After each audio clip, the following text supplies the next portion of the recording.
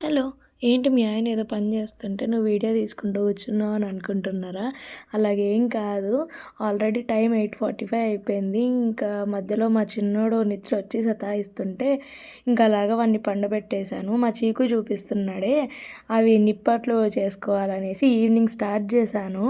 కాకపోతే అదే రోజు టీ పార్టీ పడిందనమాట మాకి. ఇంక అక్కడికెళ్ళి వచ్చేసరికి 7:30 అయిపోయింది.